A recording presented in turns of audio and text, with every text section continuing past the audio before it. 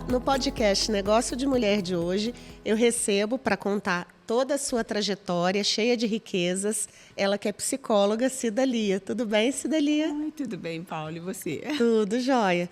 Então vamos saber, né, um pouco mais dessa trajetória. Aqui no podcast a gente conversa sobre empreendedorismo, carreiras voltadas para nós mulheres, né? Nossos desafios, nossas delícias, né?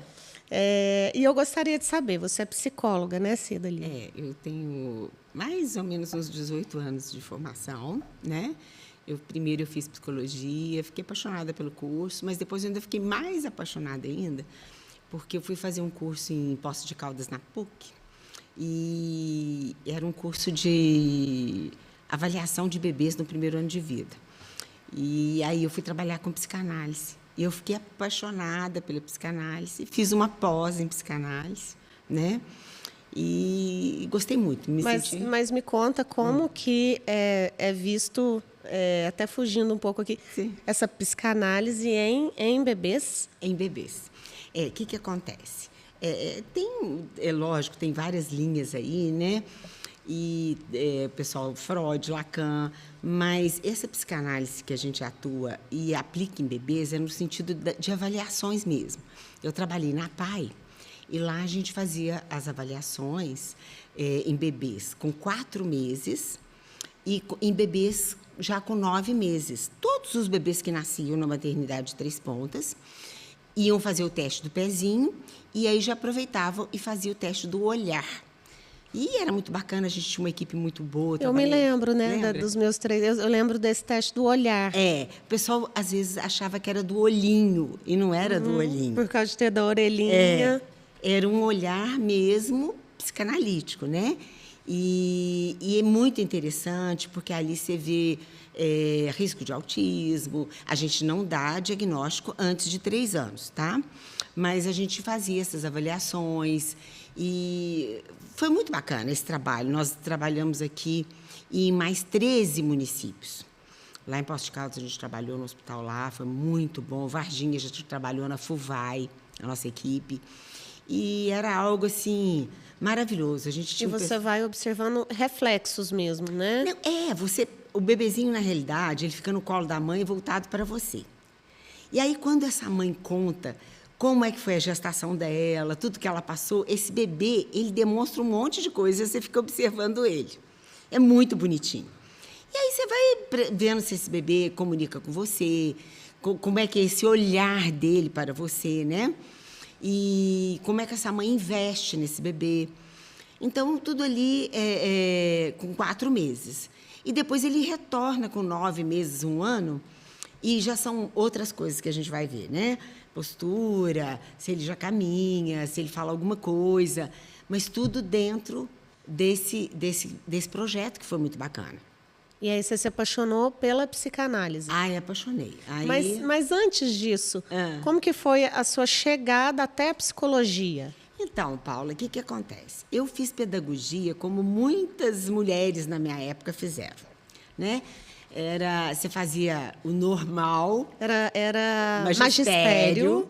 Você fazia o magistério e depois você ia para a pedagogia para você poder dar aula. Então, eu comecei a fazer pedagogia, fiz pedagogia, mas parece que faltava alguma coisa. Mas eu não tinha coragem. Eu falava, eu com 2 filhos pequenos, como é que eu ia deslocar para fazer uma faculdade fora? E foi quando os meus filhos a Melissa já estava formando em Direito, o Breno já estava quase formando em farmácia, que eu resolvi fazer o vestibular para psicologia. Ou seja, eles já não moravam mais aqui? Não, eu já estava solo, né? E aí eu fui fazer psicologia, que na realidade eu tinha muita vontade de ter feito psiquiatria, ter feito medicina, mas já não dava tempo mais. Então eu fui fazer psicologia, fiz em Varginha e fiquei encantada com o curso, gostei muito e tal. Depois que eu me formei na psicologia, é que eu fui fazer essa pós em psicanálise, né? E fui fazer esse curso lá na PUC, em Poços de Caldas, com um pessoal muito bacana, e a gente tinha como referência um pessoal na França também. E foi muito bacana, muito bacana. A gente teve vários professores, assim, excelentes, sabe? E aí, quando eu estava toda envolvida com isso, morrendo de vontade, fazendo curso aqui, fazendo curso ali, né? e fazendo essas avaliações dos bebês, apareceu algo novo na minha vida, que foi, né, meu marido ganhou, política, aquela coisa, e aí eu tive que assumir a secretaria. Aí você foi secretária... Por 6 anos. Por 6 anos. Na social. Lá na Secretaria de Assistência Social. E aí, na época, quando a gente teve que assumir, né? Você conseguiu linkar saberes, assim? Mais ou menos. Não, o que acontece? Eu levei muito susto na época, que foi uma coisa meio complicada. O Marcelo assumiu do dia para a noite, foi uma coisa meio complicada. Enfim, aí eu fui para a secretaria e essa parte de suas, que a gente fala da secretaria, eu sabia muito pouco. A política meio de assistência social. Eu comecei a estudar. E aí eu fiquei um pouco triste, porque eu tive que deixar de lado os cursos que eu estava fazendo, que eu estava buscando. Mas eu falo que tem coisas que eu acho que tem que vir para a gente, porque enquanto eu estava muito triste de abandonar os bebês, as avaliações, eu tive que assumir um abrigo lá aqui de Três Pontas. E, na época, tinham 6 bebês. E aí eu pude colocar em prática, dentro do abrigo, aquele meu conhecimento de investimento nesses bebês, que foi muito bacana, porque eram bebês do tráfico, eram bebês do crack, e aí foi muito bacana colocar para as cuidadoras, colocar para a minha equipe de psicólogas e assistentes sociais aquela bagagenzinha que eu tinha aprendido. Então, eu fiquei um pouco assim aliviada e muito feliz de ter caído isso na minha vida dessa forma, porque eu estava sentindo muita falta desse projeto anterior, né?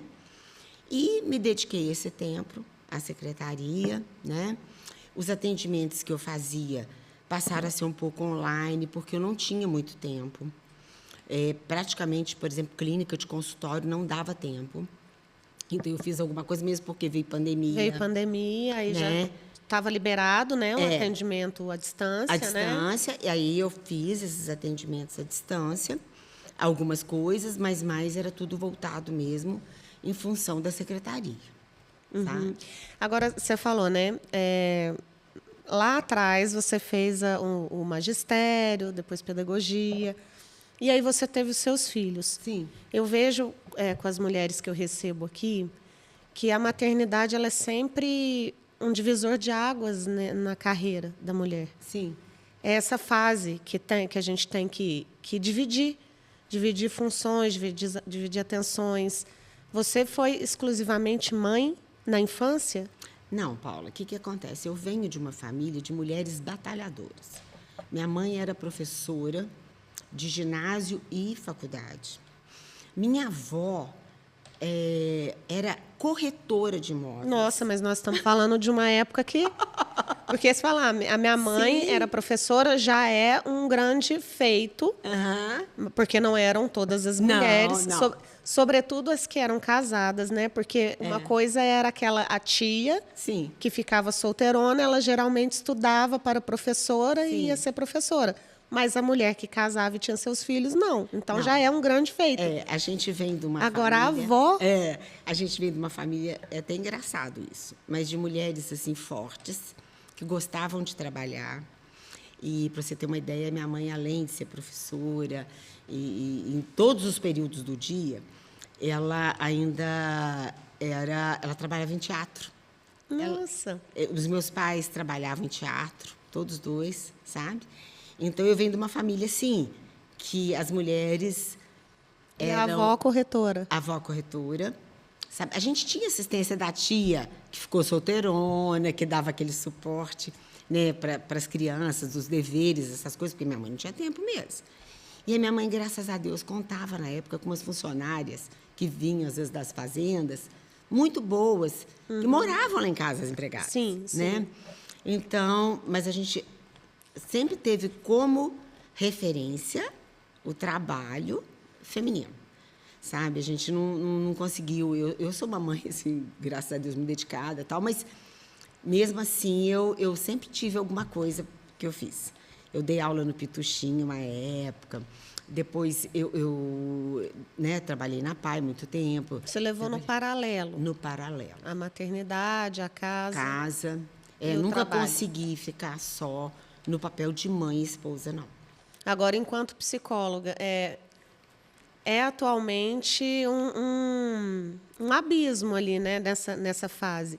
Porque hoje as coisas são mais cobradas das mulheres. Sim. Você teve a referência, você partiu para um lado que era assim na sua vida, mas não era tão cobrado quanto é hoje. Hoje é inimaginável. Não tem como. Né? Não tem como. E aí eu vejo que as mulheres, nós jovens, com os filhos pequenos, a gente tem essa angústia. Uhum. Eu acho também porque é cobrado muito desempenho, que você seja muito boa no trabalho, muito boa em casa, muito boa em tudo. Então, Paula, eu acho que o segredinho disso é estudar, é ler, sabe? É ter conhecimento. Eu acho que isso aí abre muito um campo de visão assim. Desculpa. Um campo de visão assim. Hoje, por exemplo, eu priorizo muito os meus netos, por exemplo. Por quê? Porque a minha filha trabalha muito mais que eu. O horário de trabalho dela é muito mais puxado que o meu. Né? Então, ela, graças a Deus, tem uma mão de obra, mas ela sabe que pode contar comigo. Eu acho engraçado que, às vezes, eu vejo algumas avós, até mais novas, e falo assim, eu já criei meus filhos, agora as mães que criem, né? Uhum. Eu não penso assim. Eu acho que eu já aproveitei muito minha vida, já viajei muito, já passei, enfim. Eu acho que você podendo colaborar, não é se anular, mas é colaborar. Sabe? E é claro, entre um programa e um neto, lógico que eu fico neto mesmo. Né? Mas eu acho que dá para fazer investir, sabe? Nessas coisas, eu acho que é bacana. Agora eu quero saber uma coisa muito interessante. Quando se tem cargos fixos, como você trabalhou em escola, até mesmo na secretaria, né? Foi uma dúvida que eu tive com uma pessoa que esteve aqui, que é concursada, é professora concursada. Como ter essa mente empreendedora quando se está num trabalho fixo, monótono, no dia a dia? Porque o empreendedorismo pressupõe que a gente tenha ideias e que a gente coloque para frente essas ideias, né? Essa é a mente empreendedora. Ela quer fazer coisas o dia todo. Eu costumo falar que não está ligado a ser registrado ou não ser registrado, a ter um CNPJ ou não ter um CNPJ. É uma natureza. Sim. Né? A pessoa pode ser registrada, mas como executar as ideias? Paula, é engraçado que a gente vê exemplos. Eu tenho uma funcionária rural que ela vai dirigindo, o marido não dirige. Ela dirige, ela vai para a fazenda, ela vai para o pé de café, ela estuda à noite, ela discute com você algumas coisas que eu fico assim, boquiaberta. Então, eu acho que isso aí é muito da pessoa também, sabe? De você querer. Né? Igual você está falando, por exemplo, é monótono, às vezes, uma professora que é concursada, que ela sabe que todo dia ela vai para aquela sala de aula. Eu cheguei a dar aula numa fazenda, no meu primeiro emprego, era uma graça, porque eu era caipira urbana, sabe? Aquelas caipira urbana que nunca chegou perto de uma vaca. Sim. Nunca. E aí eu fui dar aula numa fazenda, foi meu primeiro emprego. E eu cheguei lá... Eu voltava no caminhão do leite, sabe? Mas eu ia. E, naquela época, eu dava aula para 4 séries, dividindo quadro negro, entendeu? Você pensa bem. Na escola lá do meu avô tinha era a mesma sala, então um grupinho ficava aqui, um aqui, um aqui, um aqui. E olha para você ver, eu não fiquei muito tempo, porque eu lembro que eu trabalhei, acho que uns 6 meses, e engravidei do Breno. E eu lembro que o chacoalhar do caminhão não foi muito bom, eu tive que fazer repouso. Mas olha para você ver como é que é a referência. Muitos anos depois, eu fui num salão de cabeleireiro aqui em Três Pontas, o cara estava cortando o meu cabelo, e saiu um assunto de fazenda, de aula. Ele começou a chorar. Ele falou, eu não acredito que você é aquela professora que deu tchau para a gente lá na cerquinha da fazenda. e que ensinou a gente as primeiras palavrinhas. Gente. Eu falei, gente, olha quantos anos depois. 40 e tantos anos. E a imagem que ficou na memória dele. Então, eu acho assim, até um professor, ele pode investir procurando alguma coisa bacana para levar para os alunos. O plano de aula dele não precisa ser monótono. Mas ele tem amarras, né? Tem. Quando eu falo assim dos trabalhos mais fixos, assim, e sobretudo os públicos, sim, você tem muitas amarras, né? Mas hoje, Paulo, o pessoal está tentando ver se quebra um pouco isso. Eu vejo pouco que eu tenho experiência da educação, é muito pouco, tá? É algumas reuniõezinhas só. Eu vejo como é que as pessoas já estão investindo. Apostilas novas, videoconferência, coisa que as crianças hoje, celular, tablet, né? Então, eu acho que para tudo, mesmo sendo um emprego, às vezes, ali, eu acho que você pode inovar. Desde que você invista, desde que você acolha, eu acho que você pode sair bem em qualquer emprego. Qualquer um. E dentro da psicologia, eu também estava conversando sobre isso. Pós-pandemia, até mais recente, sim, a gente observa que o campo vem crescendo muito. Por quê? Não se tem mais aquele preconceito que se tinha antes. Sim. Basicamente, todo mundo, eu falei com o meu terapeuta, eu falei com a minha terapeuta, meu psicólogo, minha psicóloga. Parece que já virou, assim, ok. Qualquer, até... Fica um pouco de status. E aparentemente, assim, olha, a pessoa cuida da sanidade, né? Dela, Todos nós temos que cuidar da nossa sanidade mental. Paula, né? mais ou menos. E aí, com menos. isso, a profissão tem um destaque, ela vem crescendo. Né? Olha só, eu estou com 40. Quando eu fui fazer vestibulares, né? Não era Enem na época, tinha-se um pouco de preconceito em fazer psicologia. No ano 2000, 2001. É sobre isso, sobre essa reviravolta, né? Agora, assim, é uma profissão em ascensão.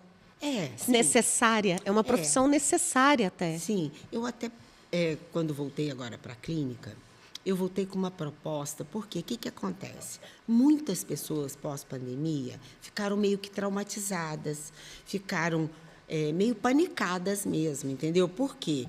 Realmente não foi nada agradável, a gente sabe, perdeu muita gente, foi aquela confusão, muita coisa na mídia que a gente ficava apavorado. Então, eu falava assim, gente, esse pessoal tinha que fazer uma terapia. As pessoas não estão querendo viajar, às vezes não estão querendo andar de avião, não estão querendo participar de festas com muitas pessoas, sabe? Em função de aglomerações e medo de pegar esses bichos. Mesmo sabendo que agora a vacina já deu uma ajudazinha, mesmo sabendo que a gente já criou uma certa resistência, mesmo assim muitas pessoas ainda trazem o trauma da época. Então, eu trabalho muito isso em consultório, esse pânico que as pessoas ficaram de adoecer. A pessoa dá um espirro, começa a tossir, já fala, nossa senhora, vou ter que fazer teste para Covid, é influenza, é isso, entendeu? Então, as pessoas, ao invés de procurarem saúde, elas ficam procurando diagnóstico. Então, a gente trabalha muito em cima disso. Um outro trabalho também que eu fiz, que eu gostei muito, e que as pessoas não pensam, é durante o período de gravidez. Por quê? A pessoa fica extremamente sensível, né? E, lógico, a gente morre de rir. Quando eu vou fazer alguma palestra para as grávidas, a gente ri muito, porque, às vezes, a grávida implica com a sogra, às vezes implica com uma cunhada, né? Aquelas coisas engraçadas. Às vezes implica com alguma coisa da casa. Da casa, até com o marido. Mas, enfim. E aí, o trabalho com as grávidas também é bacana. Por quê? Ela começa a investir naquele bebezinho desde o primeiro mês, sabendo que hoje o Dr. Google fala tudo, né? Então, você sabe a partir de quanto tempo essa criança está ouvindo, a partir de quanto tempo ele está vendo reflexos luminosos, a partir de quanto tempo ele sente alguma coisa. E eu falo muito para as minhas grávidas, gente, vocês não podem entrar dentro de uma bolha e ficar isolada 9 meses achando que não pode ter uma contrariedade, que não vai viver o dia a dia, que não vai faltar dinheiro. Vida que segue. Que segue. Entendeu? Quando me chamaram a primeira vez para fazer uma palestra na Unimed para as grávidas, o pessoal falou assim, a gente queria muito que você falasse de depressão pós-parto. Eu falei, eu não sou psiquiatra. Não falo de jeito nenhum. Eu acho que a gente não precisa nem rotular a pessoa que ela vai ter isso, não. Espera aí. Vamos falar de vida, vamos falar de investimento nesse bebê, vamos falar o que a gente pode fazer por esse bebê, né? Tem muita coisa bacana.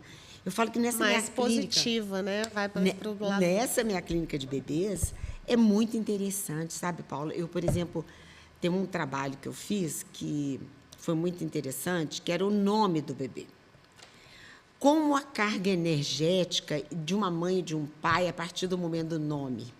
Entendeu? Então, eu ficava muito triste quando as pessoas chegavam no abrigo e vinham para adotar um bebê, pela lei, é lógico, pela justiça. Chegavam lá, olhavam na cara do bebê, o bebê já grandinho, e falava assim, o nome dele vai ser esse a partir de hoje. Mas e o nome que ele já tinha? Não importava. A pessoa queria apagar o passado dele e queria que viesse tudo novo. Eu entendia a situação do casal, mas eu fazia de tudo para esse casal. Às vezes, colocar um nome composto. Por exemplo, vamos supor que o menino já chamava Paulo. Eu falava, gente, pô, então, vocês querem João? Põe João Paulo, sabe? Tipo assim. Porque aquilo é muito importante para o bebê, esse nome, sabe?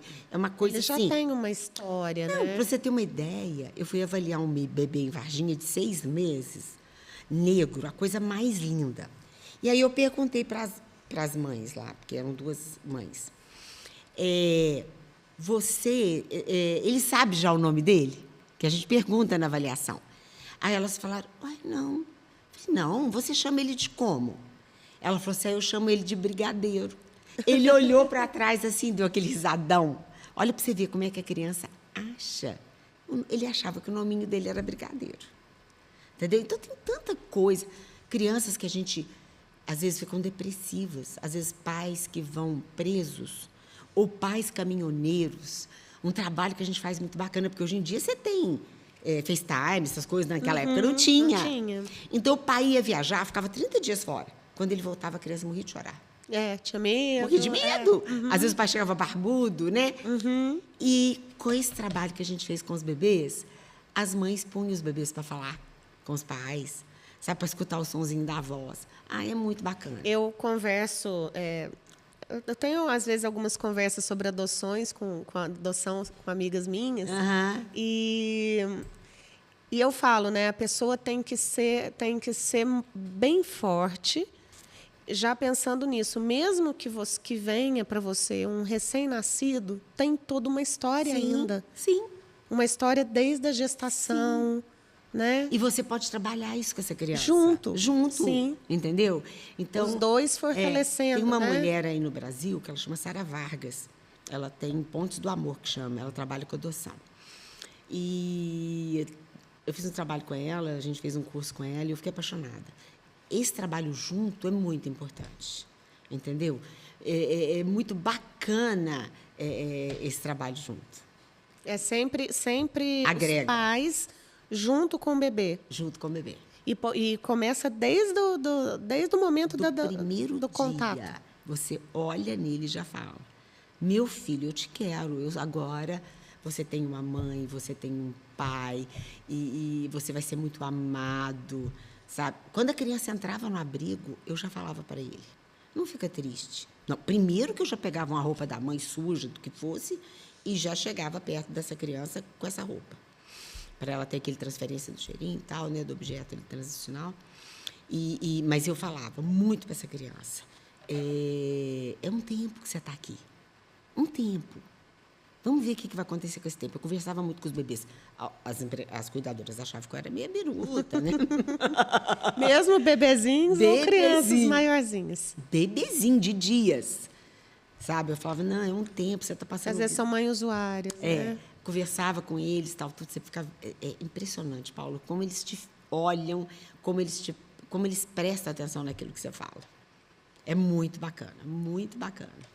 E tem uma boa taxa de bebês que retornam, de crianças que retornam? Porque a intenção primeira de um abrigo é o retorno para a família. Sim. Então, a gente tenta tratar essa mãe, tratar esse pai, a gente tenta fazer com que ele volte para a família mesmo, claro. Agora, tem casos que, infelizmente, não tem como, né? Aí tem família extensa, sabe? Tem tios, avós, madrinhas, sabe? E depois que esgota todas as possibilidades... é que vai para adoção, mas aí não tem nada a ver com a gente. É tudo via judicial, É tudo lá na fila de adoção mesmo. Cidalia, e as perspectivas para o futuro dentro da psicologia? E como eu comentei, você acredita que o trabalho cresce, que ele ganha destaque, ou que o Dr. Google, o Dr. ChatGPT entra em ação? Tem gente que faz terapia, né, com ChatGPT. Esses dias eu vi gente fazendo, mas eu achava que era de verdade a pessoa. Eu falei, gente, o que é isso, né? E, enfim, eu acho que o material humano, essa transferência que você cria com o teu paciente, né? Essa confiança que ele tem na tua pessoa. Você não está ali para dar conselho, né? Principalmente dentro da psicanálise. Mas você está ali, né? A pessoa está ali, o teu acolhimento, essa transferência que a pessoa tem com você, isso tudo vai ajudar muito a pessoa a seguir em frente, né? E igual você falou, hoje em dia, não é que todo mundo tem que fazer terapia, não é isso. Mas se a pessoa nota que ela eu acho muito bacana quando eu pego um público, por exemplo, de mulheres na menopausa, por exemplo, que são várias questões, né? Pessoas que estão fazendo cada fase tem as questões da fase, reposição, né? Hormonal, né? Enfim, a gente isso aí é muito bacana você trabalhar junto com o clínico da pessoa, você trabalhar a parte, né, mental dela. Porque é saudável, a gente sabe que é saudável. Eu não estou aqui para vender meu peixe. Eu estou aqui para, talvez, sensibilizar as pessoas no sentido de que precisou, procura, né? Tem uma fala muito interessante do Leandro Carnal em um podcast até, que ele falando de educação, né? Sim. Nós, enquanto pais. Então, olha, não se preocupe, você vai errar e vai deixar traumas. Você vai deixar traumas. Isso é sabido. Não tem erro, não tem como. Você pode ser o melhor dos pais. Algum trauma vai ficar. Sim. Né? Então, assim, nós todos também temos os nossos traumas, né? Sim. Eu até, Paula, quando eu fui fazer psicologia, eu estava apaixonada nessa parte até de trauma. Eu conheci um cara muito bacana nessa parte de trauma. Era um curso que só tinha na época nos Estados Unidos, sabe? Depois veio para o Brasil, justamente para tirar as pessoas de traumas até pesados mesmo, sabe? De acidentes, enfim. Mas, infelizmente, eu não tive condições na época de fazer. A psicanálise não lida com traumas? Lida sim. Mas porque hoje em dia está um modismo danado, né? De terapias aí, de hipnose, disso e daquilo, né? Cada um, é lógico, eu respeito muito, mas existem várias linhas, né? De terapias alternativas. Nós, da psicologia clássica, clínica, da psicanálise, do existencialismo, junguiano, as linhas da psicologia mesmo, a gente trabalha também com trauma. Mas a gente não trabalha usando, às vezes, técnicas iguais outras terapias usam, né? É diferente. Mas é um trabalho bacana que dá para fazer, sim. E aí é mais humano do que o ChatGPT. Com certeza. É o que você falou, o olhar no olho, a captação de microfeições, de sentidos. Sim. Né, que só o frente a frente. E como ficam os atendimentos online? Então, Paula, porque enquanto... depende muito da pessoa. Eu, por exemplo, na época da pandemia, eu tive uma terapeuta online. Consegue essa humanização? Sim, eu consegui muito. A minha terapeuta mesmo era online, eu fazia muito bem com ela. Não tive problema nenhum de fazer com ela. Quando eu ia fazendo algum paciente, eu tentava deixar ele mais à vontade possível. A gente sabe que é complicado. Eu tinha um paciente, por exemplo, que o cachorro ficava latindo o tempo inteiro, ou a criança gritava, né? Tem esses acidentezinhos de percurso. Mas você conseguindo ter uma transferência boa com ele, sabe? Você consegue, sim. Agora, nada como presencial, né? Presencial, realmente, é diferente.